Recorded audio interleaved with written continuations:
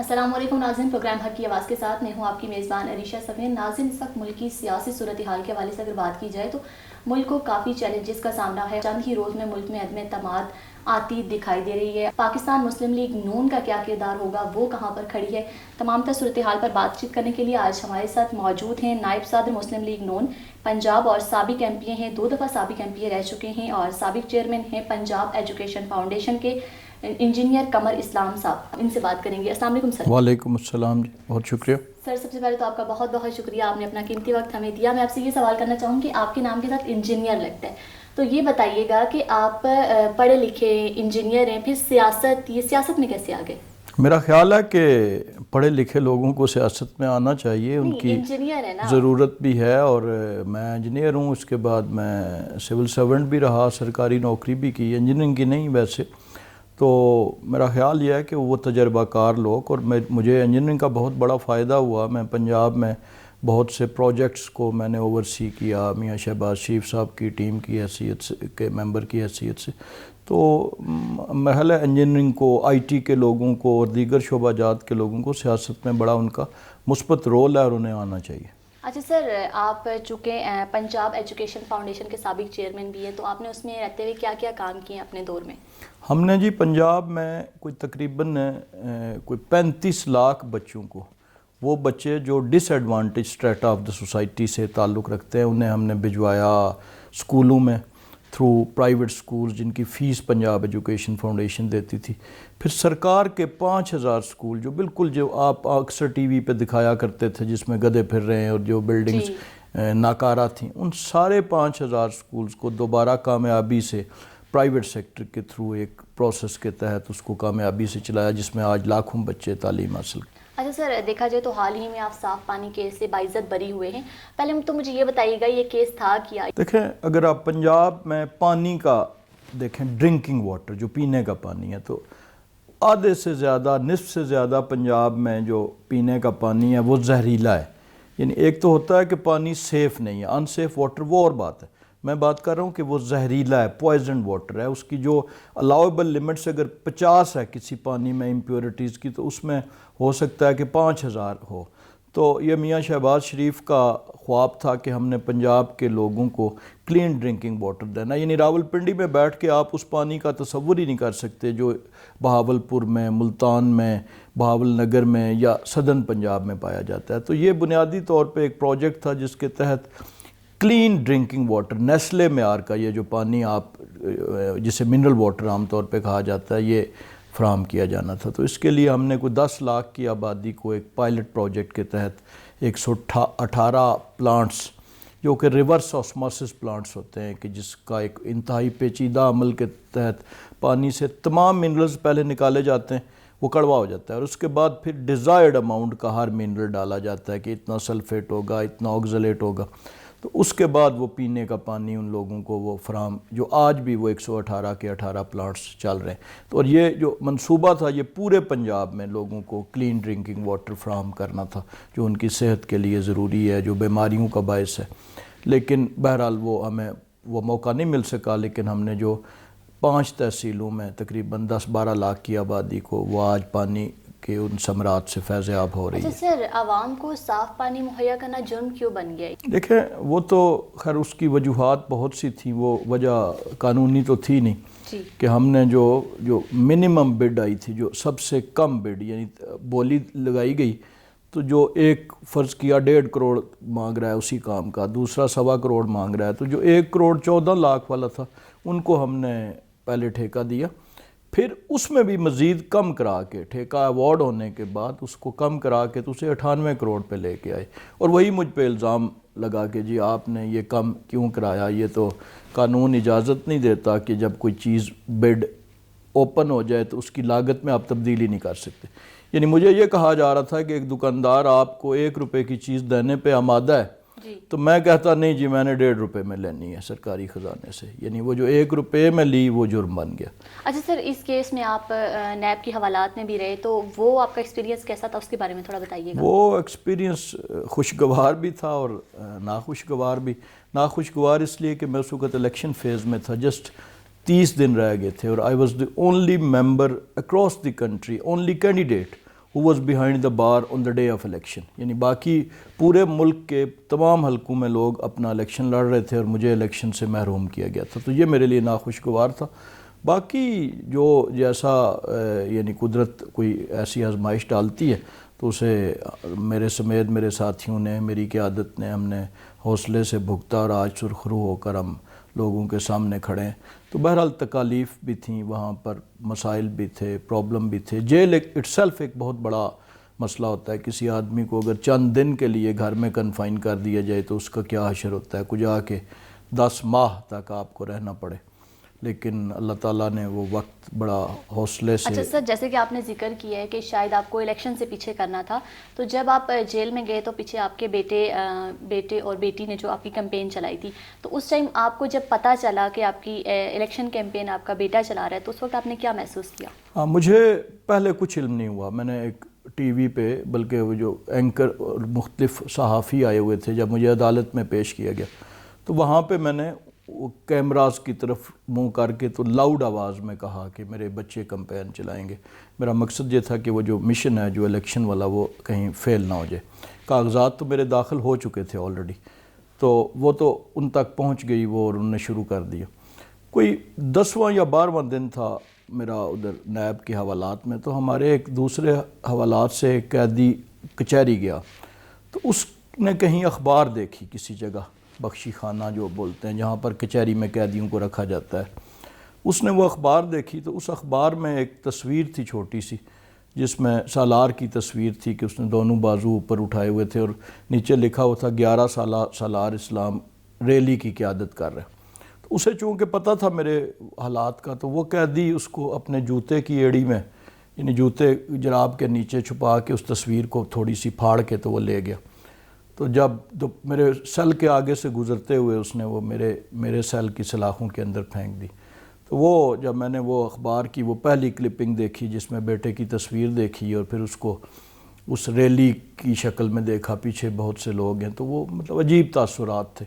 وہ پھر جب کہیں دوسرے دن ایک دن میں اسے چھپا کے، وہ جو کمبل مجھے تھا زمین پہ بچھا کے اس کے نیچے رکھا ہوا تھا، تو اس کو چھپا کے میں دیکھتا تھا اس تصویر کو. پھر جب فواد حسن فواد صاحب جیل میں آئے تو میں اس وقت نیلسن منڈیلا کی کتاب پڑھ رہا تھا. وہ میں نے نیب والوں سے اجازت لے کے میں نے انہیں کہا کہ مجھے کوئی کتابیں دے دیں. تو میں نے اس کتاب کے اندر اس کو چھپا کے رکھا ہوا تھا. تو جب فواد صاحب آئے تو انہوں نے پیغام بھیجا کہ کوئی کتاب ہے تو بھجوا دیں. تو میں نے اپنی کتاب ان کو بھیجی تو وہ تصویر بدقسمتی سے اس کے اندر چلی گئی اور وہ پھر میں اسے کو نہیں دیکھ سکا. تو بہرحال وہ مجھے خبر وہ پہنچ گئی تھی اور بڑی عجیب و غریب فیلنگز تھی. ظاہر ہے ایک اولاد کی جو پہ امیدیں یا محبت ہوتی ہے، پھر الیکشن میں پھر ان کی بے بسی کا احساس، جن حالات میں وہ یہاں پر کام کر رہے تھے، دھمکیوں میں، خوف میں، اور ہر طرف سے جو ایک ماحول تھا. آج تو اس ماحول کا تصور بھی ہم نہیں کر سکتے، لیکن اس وقت بہرحال تھا. اچھا سر، ماشاء اللہ سے انہوں نے 11 سال کی عمر میں کیمپین چلائی ہے، تو آئندہ فیوچر میں آپ کیا سمجھتے ہیں، آپ انہیں سیاست میں لے کر آئیں گے؟ میرا خیال ہے جو آج کل کے حالات سیاست میں، ہم تو اب کمبل والی بات ہے کہ چھوڑنا چاہیں بھی تو نہیں چھوڑ سکتے. شاید ہم زیادہ بہتر کیریئرز کا انتخاب اپنے لیے اس وقت کر لیتے تو زیادہ بہتر ہوتا.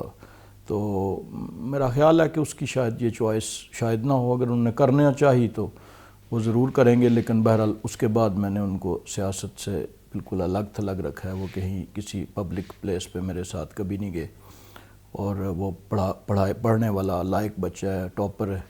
تو اگر کسی سٹیج پہ اس نے خود اپنی مرضی سے انتخاب کیا تو ہوگا، لیکن میری طرف سے کوئی ایسی پابندی یا دباؤ یا خواہش بھی ایون نہیں ہے. اچھا سر، آپ 2 دفعہ MP رہے اور MNA آپ کے ساتھ چودھری نثار علی خان صاحب بھی تھے، لیکن جب NA 59 کا آپ نے الیکشن لڑا ہے تو تب چودھری نثار علی صاحب آزاد امیدوار تھے، آپ کے مقابلے میں تھے، جن کے ساتھ آپ ہمیشہ چلتے رہیں، انہی کے ساتھ مقابلے میں آنا، تو یہ کیسی فیلنگ تھی، کیسا ایکسپیرینس تھا یہ آپ کا؟ میرے لیے یہ کوئی زیادہ عجیب بات اس لیے نہیں تھی کہ میں اسی پارٹی کا نمائندہ تھا جس پارٹی کے ساتھ میں چل رہا تھا.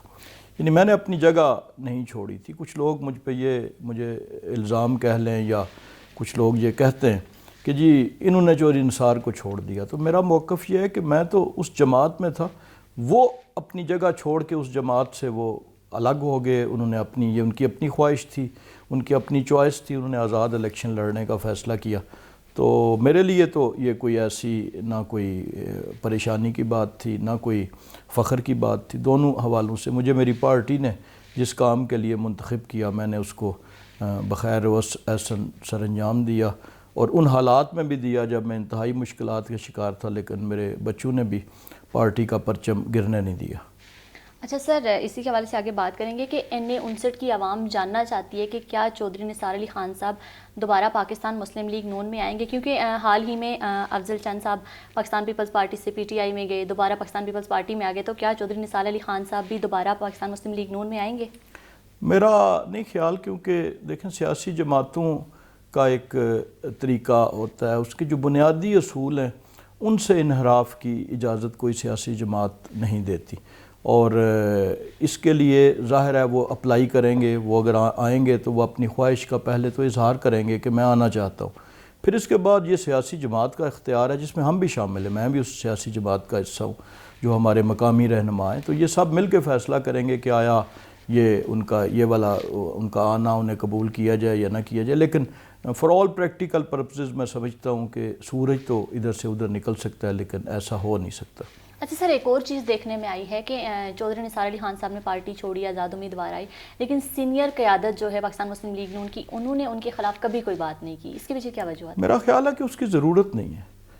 دیکھیں نا, خلاف بات پرائم منسٹر عمران خان کے خلاف تو ہماری سینئر قیادت بات کرتی ہے, جی, لیکن میں نے کبھی نہیں سنا کہ کہیں ہمارے کسی ضلعی صدر یا کسی ڈویژن کے PTI کے صدر کے خلاف ہماری سینئر قیادت نے بات کی ہو. جس لیول کے لوگ ہوتے ہیں اسی پہ بات کرتے ہیں. میں نے ان کے مقابلے میں الیکشن لڑا تھا, میں ان کے خلاف بات کرتا ہوں, اور ظاہر ہے اپنی پارٹی کے ایک ذمہ دار عہدے کے ہوتے ہوئے بھی بات کرتا ہوں.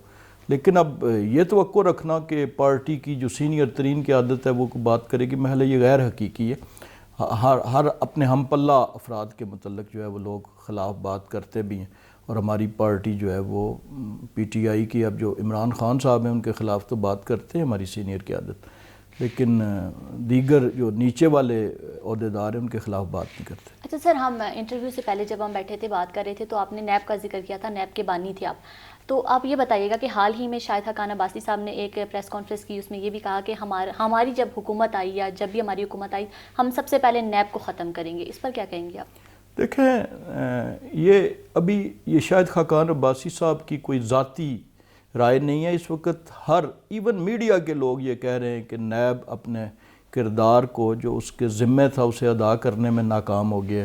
جی, تمام غیر جانبدار حلقے کہہ رہے ہیں کہ نیب کو سیاسی انجینئرنگ کے لیے استعمال کیا گیا. یہ ساری مثالیں ہمارے سامنے موجود ہیں, چاہے شاہد حقان عباسی کا کیس ہو, چاہے احسن اقبال صاحب کا کیس ہو, میرا کیس ہے جس پہ فیصلہ بھی آ چکا ہے. میری پہلی گرفتاری تھی سیاسی طور پہ نیب کی طرف سے, میری پہلی ضمانت تھی. ضمانت کے فیصلے کو آپ دیکھیں, ہائی کورٹ کے ڈویژن بینچ نے جو فیصلہ دیا تھا اس کو پڑھ لیں, اس میں تمام تفصیل موجود ہے. جو بھی عدالت کا فیصلہ آیا نیب کورٹ کا, اس میں بھی ساری چیزیں موجود ہیں. تو یہ کرائم نے, حالات نے, واقعات نے ثابت کیا ہے کہ نیب اپنے فرائض نہیں انجام دے سکا. تو ان کے پیچھے یہ بنیاد یہ تھی کہ نیب چونکہ ملک کی ترقی کی راہ میں اس وقت کوئی سرکاری افسر, کوئی بیوروکریٹ, میں خود بھی اس کا حصہ رہا, میرے دوست ہیں لاتعداد, کوئی بیوروکریٹ اس وقت فیصلہ کرنے کی پوزیشن میں نہیں ہے. وہ کوشش کرتا ہے بھئی کاغذات کو لٹکائی رکھے, کیونکہ جب فیصلہ کرے گا کوئی بھی تو ڈیسیشن لے گا تو وہ قابل دست اندازی نیب کیس بن جائے گا. اور بڑے بڑے سینئر بیوروکریٹ, کام کرنے والے بیوروکریٹ جیلوں میں جب رہ کے آئے ہیں تو انہوں نے پیغام یہ دیا ہے اپنے فیلو بیوروکریٹس کو کہ یہ حالات ہیں. تو شاہد صاحب کی اس بات کے پیچھے بڑا وزن ہے, بڑی دانش ہے, بڑی حکمت ہے کہ نیب اور پاکستان شاید اب اس وقت ساتھ اکٹھے نہیں چل سکتے. اچھا سر, یہ کیس اور پھر کیس میں کوئی پروف بھی نہیں ہونا, آپ تو باعزت بری بھی ہوئے ہیں, تو یہ بتائیے کوئی یہ سیاسی انتقام تو نہیں ہے؟ ڈیفینیٹلی ہے, ڈیفینیٹلی. کیونکہ سر دیکھا جائے تو نیب ہاتھ دھو کر صرف پاکستان مسلم لیگ نون کے پیچھے ہی پڑی ہوئی ہے. اس میں کوئی شک نہیں ہے. آپ دیکھیں جتنے کیسز دیکھ لیں آپ کہ اس میں وہ کہاں گیا, وہ معلم جبا والا کیس کہاں گیا جو چیئرمین نیب کہہ رہے تھے کہ جی ہم بس ریفرنس تیار ہے اور ہم پرویز خٹک صاحب کو بس گرفتار کرنے والے ہیں. تو وہ سارے معاملات, وہ یک طرفہ کارروائیاں چل رہی ہیں, اور یہ ڈیفینیٹلی اس میں کوئی دو رائے نہیں ہے کہ یہ پولیٹیکل وکٹمائزیشن کر رہی تھی نیب. اچھا سر, اسی کے ساتھ ملکی سیاسی صورتحال جو آج کل چل رہی ہے اس کے حوالے سے بات کریں گے ہم. آپ جو ہماری موجودہ گورنمنٹ ہے اس کی کارکردگی کو کس نظر سے دیکھتے ہیں؟ دیکھیں اس کی کارکردگی کو کوئی مخالف دیکھے تو شاید اس میں کوئی تعصب کی بو آئے کہ میرا تعلق ایک مخالف سیاسی جماعت سے. اس کی کارکردگی کا سب سے بہتر جج یہ گلی میں گھومنے والے ایک ریڑھی والے سے لے کر ایک مزدور تک، ایک تنخواہ دار تک، ایک سرکاری افسر تک، ایک تاجر تک، کسی سے پوچھ لیں، ہر شخص تنگ ہے، ہر شخص پریشان ہے، اور جو 2 وقت کی روٹی ہے اس پہ محتاج ہو گئے لوگ، اس کے حالات اس قدر خراب ہو گئے. تو میرا نہیں خیال کہ کوئی بھی ذی شعور شخص اس وقت پاکستان کی جو موجودہ حکومت ہے اس کو تعریف اس کی کرتا ہے یا اس کو اچھی نگاہ سے دیکھتا ہے. ہر شعبے میں ناکام ہوگی، فیصلہ سازی میں ناکام ہوئے، گورننس میں ناکام ہوئے، لا اینڈ آرڈر کو دیکھ لیں، دہشت گردی دیکھ لیں، مہنگائی دیکھ لیں، قلت دیکھ لیں چیزوں کی. یعنی کھاد کی جیسی زرعی ملک میں کھاد کے لیے قطاریں لگنا، چینی دیکھ لیں، آٹا دیکھ لیں، ہر شعبے میں حکومت مکمل طور پر کمپریہنسولی فیل ہو گئی ہے. اچھا، خان صاحب ہمیشہ یہ گلا کرتے ہیں کہ میں مطلب صحیح چل رہا ہوں لیکن میرے ساتھ کابینہ اچھی نہیں ہے، کابینہ صحیح نہیں ہے. اس کے پیچھے کیا وجوہات ہے؟ وہ کس پہ زیادہ شک کرتے ہیں؟ میرا خیال ہے یہ خان صاحب کا وہم ہے، اور یہ جو ان کے وہم ہیں انہوں نے شاید اس ملک کو اس حالات تک پہنچا ہے. ورنہ ان کی کابینہ میں آدھے سے زیادہ لوگ تو وہ ہیں کہ جو مشرف کے یا پیپلز پارٹی کی کابینہ کے ارکان رہے، بلکہ چند ایک وہ بھی ہیں جو پی ایم ایل این کی حکومت کی کابینہ کے ارکان تھے. تو خان صاحب کسی زمانے میں کہا کرتے تھے کہ اوپر ٹھیک ہو تو نیچے سب کچھ ٹھیک ہو جاتا ہے. تو اب یہ کیوں نہیں ٹھیک ہوا؟ اگر وہی بات ہے تو اوپر تو بقول ان کے ٹھیک تھا. تو میرا خیال ہے کہ تمام خرابیوں کی جڑ جو ہیں وہ خان صاحب خود ہیں، اور جس کی وجہ سے ان کے آج کابینہ کے ارکان بھی شاکی ہیں کہ ان کی پالیسیز یا ان کی تجاویز پہ کام نہیں ہوتا، اور جس کی وجہ سے آج ملک اس حال میں پہنچا. سر، خان صاحب کے دورہ روس کے حوالے سے بھی پوچھوں گی آپ سے کہ اس دورے کو آپ کس نظر سے دیکھتے ہیں؟ ایک طرف ان کا روس دورہ کرنا، اوپر سے روس کا یوکرین پہ حملہ کر دینا، تو کیا جو باقی یورپی ممالک ہیں جن کے ساتھ پاکستان کے تعلقات ہیں ان پر کوئی اثر پڑے گا؟ دیکھیں، اگر تو خان صاحب نے جا کے تو وہ حملہ کروایا ہوتا تو پھر تو ہم کم از کم ہم یہ کہہ سکتے تھے کہ یہ خان صاحب کی کچھ نہ کچھ تو چلو رزلٹ کسی کام کا نکلا. لیکن جب پتہ ہے کہ 2 ملک ایٹ لاگر ہیڈز ہیں، ان کی فوجیں، اور وہ امریکن پریزیڈنٹ بار بار کہہ رہے ہیں کہ جی وہ اگلے چند دنوں میں روس یوکرائن پہ حملہ کر دے گا، اور جب پتہ ہے ہر ادارہ منع کر رہا ہے، فورن آفس کے افسران منع کر رہے ہیں کہ جی ان حالات میں اس دورے کو پوسٹ پون کیا جا سکتا تھا. روس کا دورہ بذات خود بری بات نہیں تھی، لیکن ان حالات میں اس ٹائمنگ پہ وہ دورہ کرنا کہ جب آپ جا کے تو آپ نے سارا لیبل اپنے ذمہ لے لیا، اور اس کا اثرات اب یورپی ممالک میں بسنے والے پاکستانیوں کو بھگتنے پڑتے ہیں. انہیں جہاں پر وہ رہتے ہیں، جہاں پہ وہ کام کرتے ہیں، وہاں پہ ان کو متون کیا جاتا ہے، ان کو تانے دیے جاتے ہیں کہ جی یہ پاکستان جو ہے ایک جارحیت کرنے والے ملک کے خلاف ہے. پوری دنیا اس وقت امن کی بات کرتی ہے.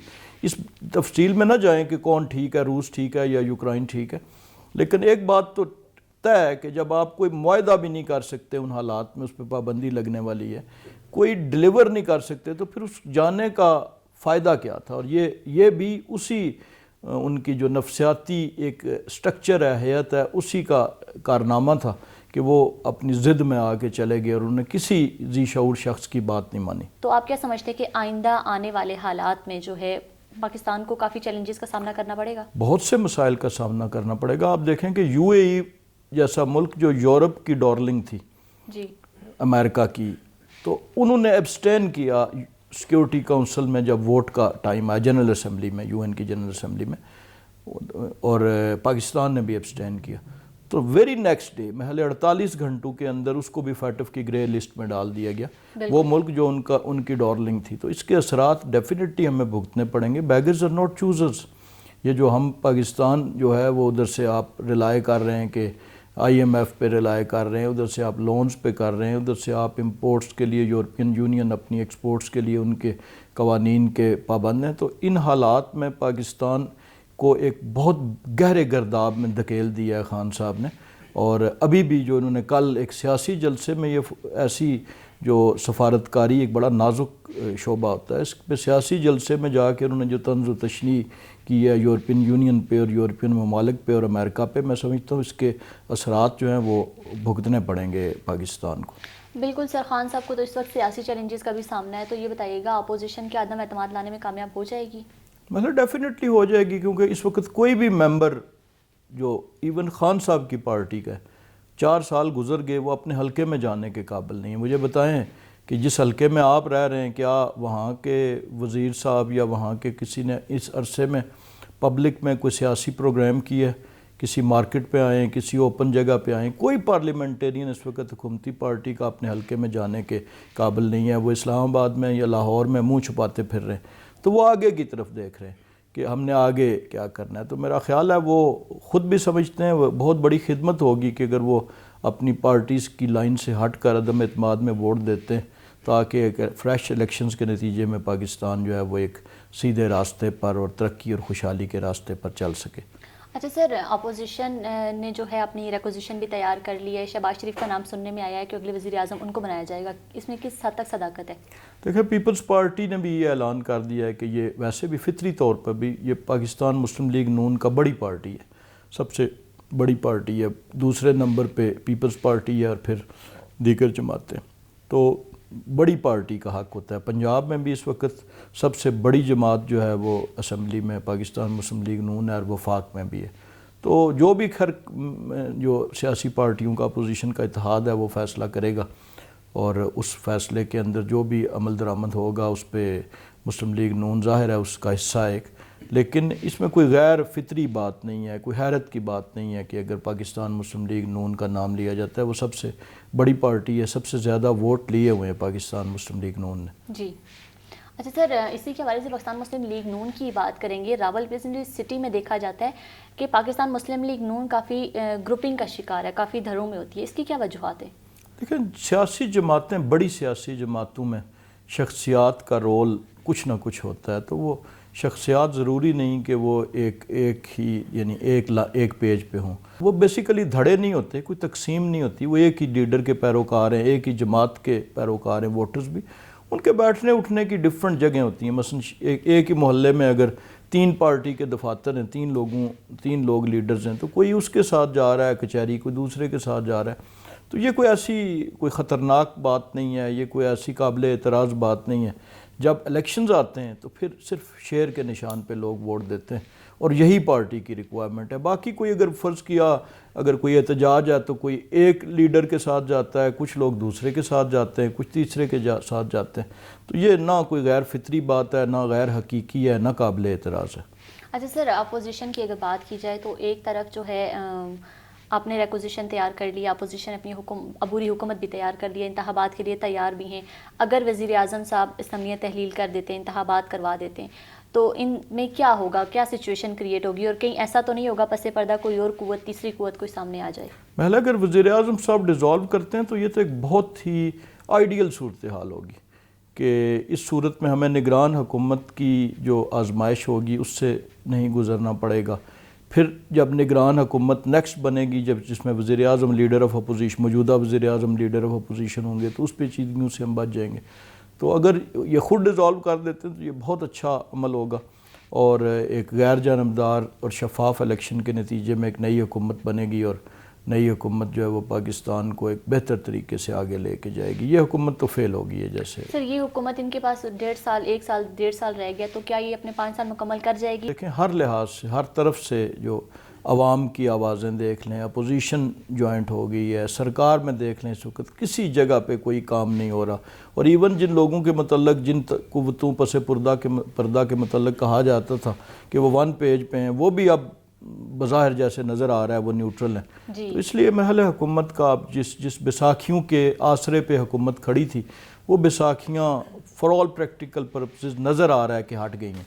تو میرا نہیں خیال کہ اب یہ حکومت زیادہ ٹائم چلے گی۔ یہ ضرور ہو سکتا ہے کہ 1 ہفتے کا کام ہے، 3 ہفتے کا ہے، یا 2 ماہ کا ہے، لیکن یہ بس اب چند مہینوں کی بات ہے۔ جی ناظرین، اسی کے ساتھ عریشہ صغیر کو اجازت دیجیے، اللہ حافظ۔ حق اور سچ کی آواز،